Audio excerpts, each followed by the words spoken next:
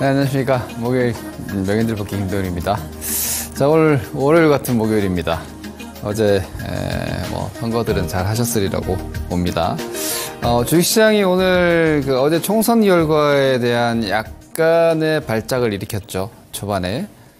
원래 어느 나라 증시건 간에 주식시장은 진보적인 정권이 들어선다거나 혹은 선거 결과가 진보당에 좀 더 유리한 결과가 나온다거나 하면 일시적으로 발작을 일으키는 경우가 많이 있습니다. 왜 그러냐면 금융시장은 작은 정부를 좋아합니다. 작은 정부, 규제를 많이 하지 않고 자율시장 경제에 맡기는 원래 이 투자시장, 금융시장은 빈익빈 부익부입니다.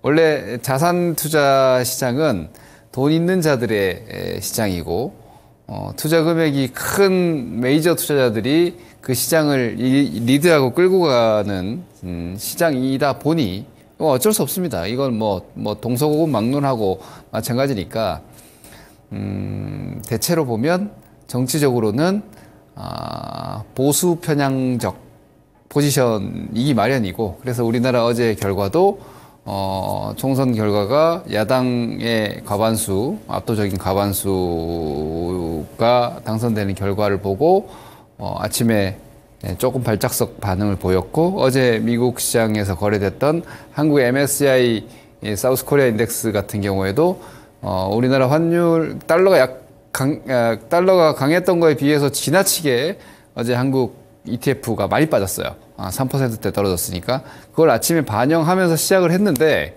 그러면서 이제 정치적으로, 여러 가지 걱정들이 있죠.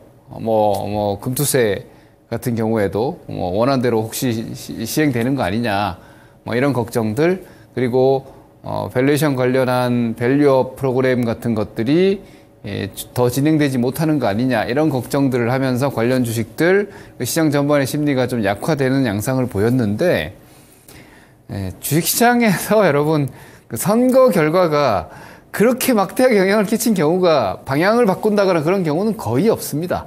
주식을 오래 투자하신 분들은 아시겠지만 그때 오히려 잠깐의 노이즈, 그러니까 오늘 같은 경우에는 괜찮은 투자 아이디어들도 꽤 있었어요. 왜냐면 지금 현재 아주 좋은 실적 베이스의 흐름을 가져가고 있는 종목들이 일부 지주사 같은 것들은 밸류업과 연동이 돼 있는, 링크가 돼 있는 지주사들이 떨어지니까 아침에 아주 싸게 살 기회를 줬어요. 오후에 다 플러스 전환돼 버리고 아주 좋은 오히려 타이밍들이 나왔죠. 이런 것들은 이제 선거가 자주 있는 건 아니지만 그냥 기억해 두세요. 선거 결과가 시장의 방향을 바꾸는 경우는 거의 없다. 왜냐면 이게 모든 미디어에서 가장 스피커가 커지는 이 논쟁거리가 정치예요. 그래서 우리 주식 투자자들이 그 정치적인 상황을 좀 과대 해석하는 경향들이 있거든요. 특히나 경험이 좀 오래지 않은 분들의 경우에는 그런 정치적인 상황 때문에 뭔가 상황이 크게 바뀌는 건가, 이런 걱정들을 하시는데, 그리고 물론 실물 경제는 되게 중요해요. 실물 경제는 되게 중요한데, 주식시장은 생각보다 그렇게 정치적인 상황과 단기적인 링크성은 약하다라고 봐요. 예를 들어서 좀 길게 롱텀으로 봐서는 정치 외교적 상황들이 영향을 끼치죠. 왜냐면 지금 같은 경우에도 중국과의 관계라든지, 대중국의 어떤 수출 포지션이라든지 이런 것들이 근래 한 1, 2년간 영향을 좀 받았어요. 주식시장의 실적에서도. 근데 이벤트적으로는 사실 정치적 이벤트가 증시의 방향을 바꾸거나 하진 않는다 정도의 그냥 경험적인 인식 정도 오늘 하고 가시면 될 것 같아요. 자, 오늘 그래서 시장이 어제 미국 시장이, 이거 말로 합시다. 어제 미국 시장이 조정을 좀 받았고, 우리도 그 총선 결과에 따라서 한국물 ETF가 많이 떨어져서 아침에 뚝 떨어져서 시작했는데 그걸 회복하면서 오늘 마감했어요. 이건 당연한 거예요. 그래서 오늘 그것 때문에 떨어진 거는 오히려 관련 기존의 실적이 좋은데 그런 것 때문에 떨어진 종목들은 기회를 줬고, 그리고 애당초 이제 정치적인 이슈가 좀 강했던 밸류업 같은 것들은 이미 뭐 고점을 쳤잖아요. 이미 3월 초나 뭐 이때 고점들이 나왔기 때문에 뭐 그건 크게 중요한 게 아니었고. 여튼 오늘 중요한 거는 우리나라 총선이 아니라 미국의 CPI입니다. 미국 CPI. 이따가 제가 뭐 세부 데이터들도 좀 보여드리겠지만 미국 CPI가 예상보다 0.1%씩 다 높게 나왔어요. 근원 CPI 또 0.1% 높게 나왔고 헤드라인 CPI도 0.1% 높게 나왔고 둘 다 전월 대비해서도 예상보다 0.1%씩 높게 나왔어요. 그래서 서비스 물가가 아직 강하게 내려오지 않고 있다. 그러면서 지금 금리 인하 기대감이 또 후퇴하고 있습니다. 근데 중요한 건요. 제가 전에 이렇게 얘기했죠. 자, 11월 달에 작년 11월 2023년도 11월에 금리 조기 인하 기대감으로 시장이 막 저점 치고 움직이기 시작했잖아요. 근데 사실은 조기 금리 인하 기대감이 3월 기대까지 나왔었잖아요. 근데 이게 미뤄져서 6월로 된 거예요. 근데도 미국 시장 계속 올라갔죠. 그래서 결국은 그냥 이게 구실일 뿐이다. 본질적인 부분은 미국의 이런 그 실질 유동성. 금리는 5.5로 높지만 실질적으로 본원통화는 계속 공급하고 있기 때문에 재정적으로도 공급하고 있고 채권 발행을 통해서 그리고 금융사들의 지원 프로그램 BTFP 같은 것도 이미 종료는 됐지만 1년 동안 계속 돈 풀어줬으니까 그것 때문에 올라온 거란 말이에요. 근데 이게 지금 3주 연속 이 지급준비금 이게 이제 본원통화라고 미국의 실질적인 본원통화라고 보시면 되는데 돈 빠지고 있습니다. 이렇게. 요거는 여러분 연말에 잠깐 나타나는 현상이에요. 이건 연말에 잠깐 나타나는 현상이라서 사실상 보면은 작년도 한 10월 이후부터 이렇게 쭉 늘어나던 유동성이 지금 3주째 빠지고 있습니다. 이거는 유동성 약화입니다. 유동성 약화. 유동성이 약화가 돼 있으면 어떻게 되냐면 악재에 반응을 합니다.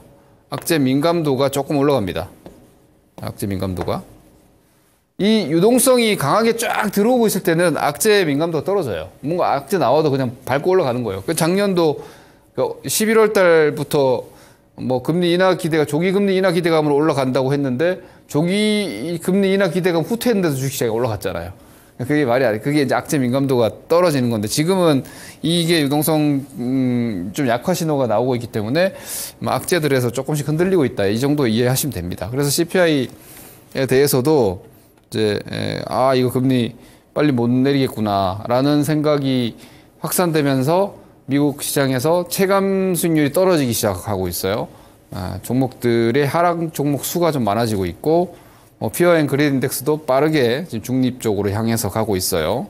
이렇게 되면은 조금 이제 증시 전체, 시장 전체, 이거 시장이라 얘기하면 안 되겠다.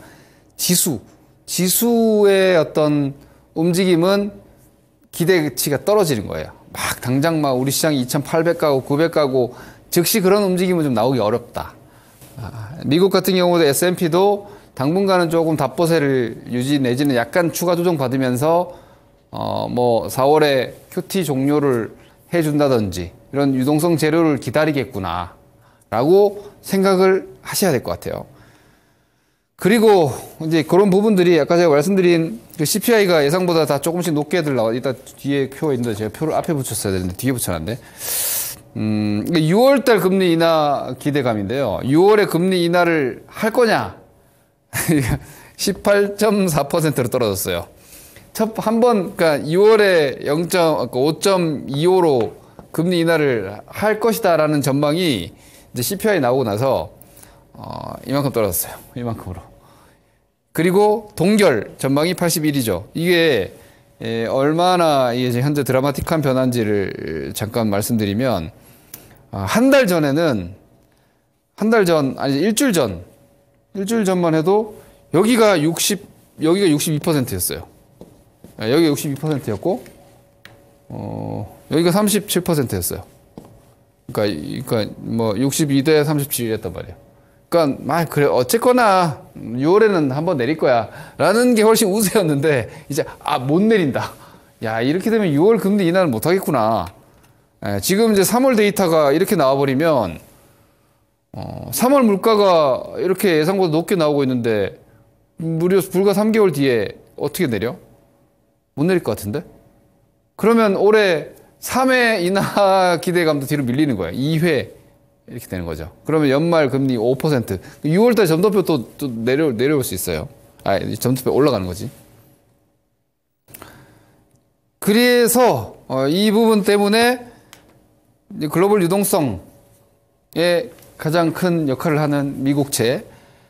요게 이제 10년물이고 여기 2년물인데 뭐 올라가죠. 10년물도 올라가고 2년물도 올라가고. 2년물이 요게 실질적인 정책 금리의 방향이라고 거의 보면 되고요. 요 10년물이 미국 경기에 조금 더 연동한다고 보면 되는데 지금 얘가 더 높죠. 그죠? 얘가 더 높습니다. 이게 지금 4.97이지. 4.97 나와 있고 얘네가 4.55 나와 있으니까 지금 단기 금리가 더 높은 상태인 장단기 금리 역전이 계속 유지되고 있는 거예요. 이거를 지금 역전 다시 호전시켜야 되는 거예요. 이게 이제 장기 금리가 더 높아야 되죠. 상식이에요. 예전부터 말씀드렸지만 이게 뭔가 하시는 분들 많으신데 여러분 돈 빌려줄 때 나 10년만 빌려줘 하는 사람한테 이자를 많이 받습니까? 6개월만 쓰고 줄게 하는 사람한테 이자를 많이 받습니까? 이금융 얘기하는 게 아니에요. 뭐 카드론 이런 거 금방 짧게 쓰는 돈이 이자가 비싼 일 얘기하는 게 아니라 여러분들 일반적으로 이제 신용 거래를 하는 데 있어서는 당연히 리스크가 크잖아요. 장기적으로. 그러니까 길게 빌려주는 돈이 훨씬 이자가 비싼 게 당연한 거예요. 근데 지금 단기 금리가 더 높잖아요.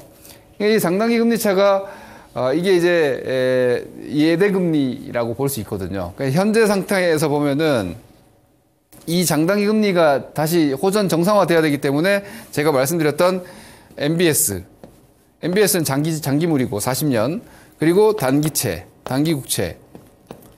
그래서 연준이 지금 MBS랑 미 국채, 장기국채를 매입을 한 게 이게 QE잖아요. 네? QE에서 이거 장기국채랑 MBS 매입을 했는데 이번에 얘기 나온 게 여러분들은 뭐 6월에 금리 인하하니 아니 저 이번 FOMC 이게 훨씬 중요하다고 말씀드렸잖아요. 이게 국채로만 연준의 대차 대조표를 구성한다라는 얘기는 이거 팔겠다는 얘기잖아. 이거 빼겠다는 얘기거든요.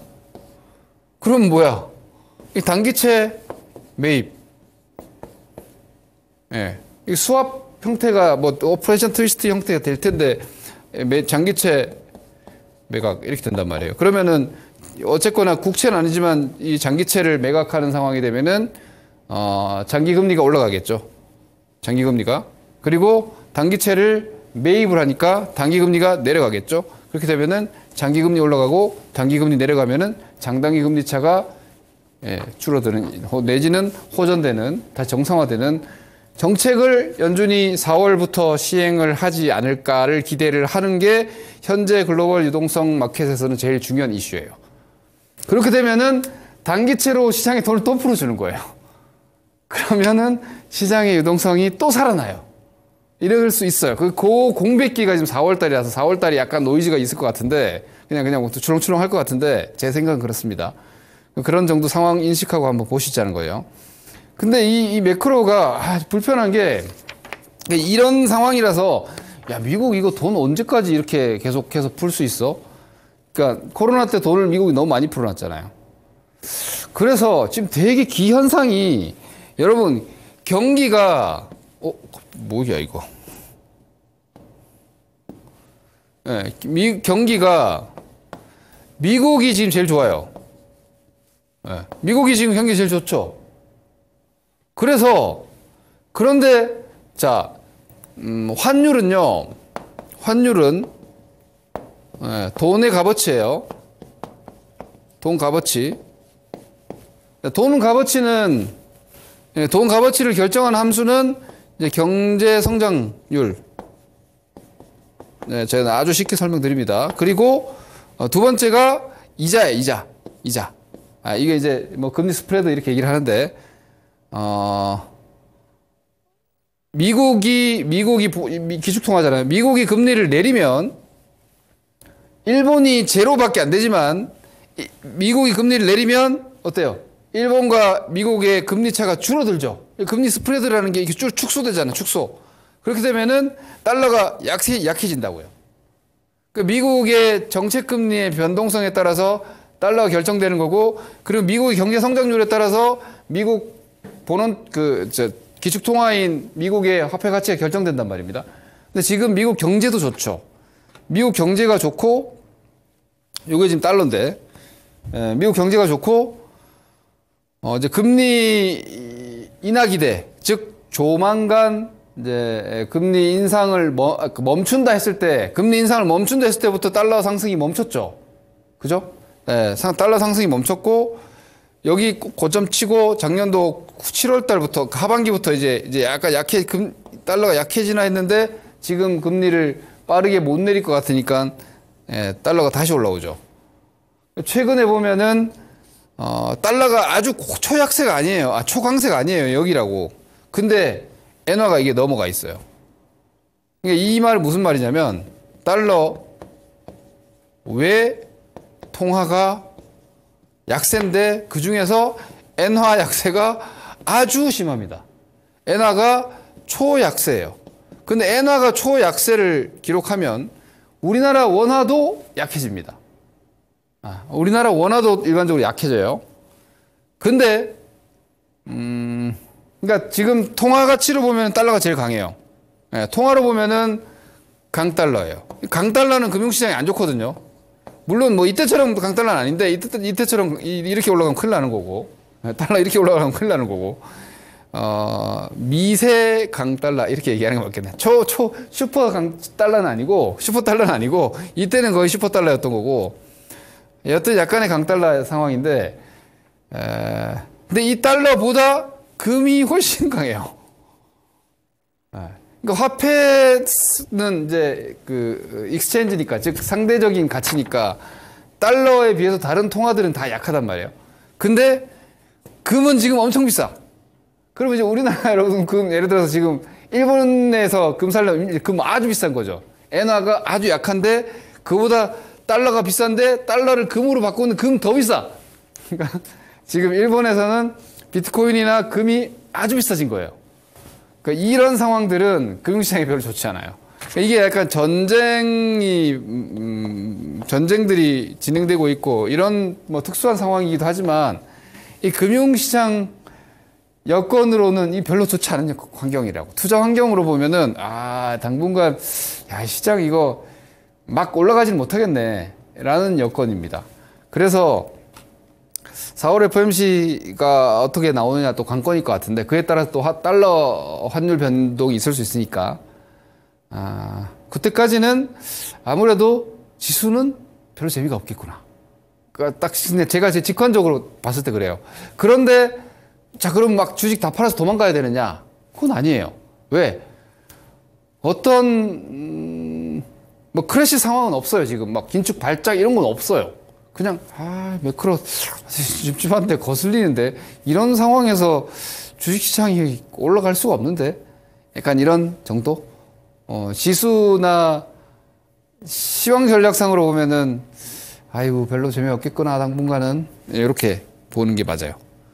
그렇다고 막 주식 다 파세요 위험합니다 이건 아니에요. 좀 애매하죠. 그냥 애매한 거예요. 이런 상황들의 변화를 좀 주시할 필요가 있다는 거죠. 그리고 금이 이렇게 금값이 너무 강한 거는 별로 좋지 않아요. 우리가 주식 투자는 기업에 투자하는 거니까 기업 활동과 기업의 이익 활동이 강화되고 기업들이 이익을 많이 벌고 주식시장이 좋을 때가 경기도 좋고 뭐 다 좋은 거예요. 금융시장이 제일 호황일 때가 주식시장이 뜨거울 때인데 근데 이렇게 금값이 올라가고 이런 건 좋지 않죠. 왜냐면 이게 안전자산이고 안전선호현상이고 이런 거니까. 그리고 우리가 지금 통용하고 있는 화폐인 종이화폐의 가치가 아니라 뭐 근본위로 얘기를 하려는 건 아니지만 어쨌거나 현재로서는 명목상으로는 근본위 화폐니까 달러가. 지금 우리가 쓰고 있는 종이화폐는 달러가 기축통화고 예를 들어 원화 같은 경우는 달러를 기축통화로 해서 교환 화폐인 거고 그 본원 기축통화인 달러는 결국은 금과의 교환 가치인 금본위거든요. 물론 그 금이 그만큼 없어요. 그러니까 지금의 화폐는 사실은 페트로달러 내지는 신용화폐라고 하는데, 근데 명목상으로는 아직도 금본위예요. 그러다 보니까 이런 금이 올라가는 게 불편한 거죠. 예, 그런 환경이라서 야, 시장 당분간 별 재미없겠다 이거. 이렇습니다. 그래서 4월 FOMC 때 이걸 방향을 좀 바꿔주는지를 한번 봐야 될 것 같아요. 당분간은 이런 금 쪽의 움직임, 그리고 비트코인이 미국의 이런 지급준비금이 약해지는데도 비트코인이 안 떨어지고 있는 게 이런 금의 강세하고도 같이 링크가 좀 되고 있어요. 중국에서 뭐 금 많이 산다, 어쩐다 이런 거는 좀 지엽적 뉴스인 것 같고, 지금 글로벌 머니마켓에서의 자금 움직임이 왜 금으로 가고 있냐, 부담스럽게. 이런 상황이라는 거죠. 약간 좀 거슬린다. 그 시장 지수로의 어떤 방향성 자체는 이러면 당분간 별 재미가 없는데, 이렇게 보시는 게 맞는 것 같아요. 자, 말씀드렸던 N달러 환율. N화는 이제 당국이 개입하면 세게 개입합니다. 이때도 그렇고, 이때도 그렇고. 근데 아직까지 개입 없이 지금 위가 뚫려버렸어요. 요 위가 지금 뚫려서, N화 개입 안 하나? 뭐 이러고 있는 상황인 것 같아요. 지금 환딜러들 다 지금 막 일본이 어떻게 하는지만 보고 있어요. 근데 아직까지 뭐 강력한 개입이 안 나오고 조만간 구두 개입 나올 것 같은데, 여튼 이 환경이 달러의 강세 요인이 되는 거잖아요. 근데 달러 강세는 미국도 원치 않거든요, 지금. 그래서 애매한 상황이, 약간 이 변곡점이 나와야 돼요. 환율 변곡점이 하나 나와야지 시장이 뭔가 방향이 좀 더 개선이 될 것 같은데, 여튼 이 환경은 우리나라 원달러 환율도 지금 이렇게 되면은 오늘 1350원 미로 올라왔는데, 이렇게 되면 우리나라 환율도 이제 상방 압력을 좀 받는 거죠. 당분간은 조금 더 뭐 채널로 보면은 뭐 이렇게 올라간다 싶으면 1400 근처까지도, 요렇게 가면 1400원 시도 정도까지도 한번 현재 분위기로는 갈 수 있는 상황이 돼서, 이 환경이면 주식시장 재미없다. 이럴 수 있습니다. 이 부분 조금, 이건 매크로 환경은 불편하다는 거야. 지금 매크로 환경으로 보면 주식시장, 재미없는데, 이런 상황입니다. 유가도 마찬가지죠. 그러니까 CPI 올려 붙인 내용인데, 근데 유가가, 60불대 후반에서 80불대 후반까지 올라왔으니까 꽤 단기적으로 많이 올라왔어요. 막 뚫린 건 아닌데, 이런 상황이고, 그러니까 CRB 상품 지수 같은 거 다 올라왔죠. 이거 다 인플레이션 요인 되잖아요. 그래서 이런 것들이 지금 CPI를 이렇게 올려 붙인 건데, 요게 이제, 보시다시피 요 CPI 코어랑 헤드라인 CPI가 올라온 거고, 여기는 잘 안 보일 거예요, 여러분. 그건 제가 글로 적을게요. 요 22% 오른 게 있어요. 이거 22%가 올랐어요. 이 전년 동기 대비해서 22%가 올라간 게 뭐냐면, 이거 자동차 보험료, 차 보험, 자동차 보험료, 그러니까 이런 게 지금 엄청나게 올라가고 있다는 얘기예요. 그리고 요것도 9% 올라간 거. 그러니까 지금의 헤드라인보다 다 올라온 거 보면은 9%, 8% 올라간 것도 마찬가지. 이거 이제 메인터넌스니까 이건 자동차 차 수리, 뭐 정비, 수리, 정비, 뭐 이런 게 지금 엄청나게 많이 올라오고 있죠. 서비스업이죠. 다 서비스 물가가 올라온 거예요. 다 보면은 지금 헤드라인보다 올라온 것들이 쉘터, 주택도 지금 5.7이니까 높죠. 그죠? 쉘터 여전히 5.7, 임대료 이런 거 여전히 아주 높은 상황이고, 담배 값이나 뭐 이런 것들도 지금 높고, 그 서비스업 물가가 안 떨어지고 있다는 거예요. 전기료도 좀 올라갔고, 이거 전기료 올라갔고, 주택 가격 올라갔고, 뭐 담배, 필수 이런 소비재들, 서비스업, 이게 지금 물가가 너무 높아요. 요즘 뭐 미국에서 제 친구가 발렛비 100불 냈다. 얘기 듣고 깜짝 놀랐네. 뭐 발렛비 100불? 발렛비 10만 원. 호텔에. 그러니까 이런 게 지금 현재 미국의 인플레이션 상황이에요. 그러다 보니까 금리 정책이나 이런 것들이 트러블이 생겨서 시장이 못 올라가고 있는데, 핵심은 이거야. 그런데 그럼 주식 다 팔아야 되느냐? 아니죠. 외국인들이 주식을 그럼에도 사고 있어. 환율이, 원화가 이렇게 약한데 외국인들이 한국 주식을 사면은 원화가 떨어지면 외국은 손해잖아요. 근데도 주식을 이렇게 사고 있다고. 싸게 원화 떨어진대. 뭐 사냐? 반도체. 네, 반도체. 그러니까 지금 외국인들은 매크로 됐고, 매크로 다 필요 없고, 야, 매크로 안 좋아? 원화 약세야? 엔화 약세야? 됐고, 야, 반도체 사야 돼. 삼성전자. 오늘도 7,500억, 7,600억 샀어요. 전기전자. 이게 지금 현재 딱 상황이에요. 그러니 제가 항상 시속 게임 말씀드리죠. 시장 매크로 약해요. 지수 환경이 당분간 별 재미없을 것 같아. 근데 외국인 삼성전자 사, 반도체 사. 그럼 반도체 올라가겠죠? 다른 애들 진짜 재미없는 거예요. 그나마 본전치기 하면 지금 다른 업종 섹터 다행인 거야. 왜? 아니 이런 환경이면 외국인이 팔아야 되거든요. 근데 외국인이 사고 있어. 뭐 사냐? 반도체만 사. 야, 반도체 외국인 사주는 이런 거 말고는 재미없겠대. 기관들은 이 환경에서 주식을 많이 안 사요. 매크로 지금 이 환경인데 기관들 많이 들어오겠냐, 국내 기관들이. 그러니까 현재 시장이 쏠림이 미국도 마찬가지죠. 금리 인하가 지연되면은 우리나라 업종에서도 뭐 바이오나 2차전지나 이런 2차전지는 그 오토론 금리에 되게 민감하잖아요. 그런 이자는 그 꿈에 대한 어떤 멀티플을 제공하는 건데 금리가 여전히 높게 유지된다 그러면 꿈의 주식들이 재미가 없는 거예요. 그러면 한 1년 이내로 실적 제일 좋은 것들만 가져와 봐. 그것만 살래 이렇게 된다고요. 그냥 실적 좋은 걸로 지금은 반도체 뭐 전력망 이런 게 압축돼 있잖아. 그것만 지금 계속 움직이는 거라. 내려오면 그거 또 사고 내려오면 그거 또 사고 계속 그런 상황들이 당분간 좀 이어질 수 있어서 이 상황을 잘 여러분들이 인식하시면서 포트폴리오 밸런스 제가 진짜 지난 한 달 전에 제가 반도체 확산입니다. 반도체 사야 됩니다. 2차전지 줄여야 됩니다. 정말 잘 말씀드린 것 같아요. 그 환경이 여전한 것 같습니다. 쉽게 바뀌지 않을 것 같아요. 이 상황 잘 체크 컨트롤 하시기 바랍니다. 감사합니다. 다음 주에 뵙겠습니다. 김동현입니다.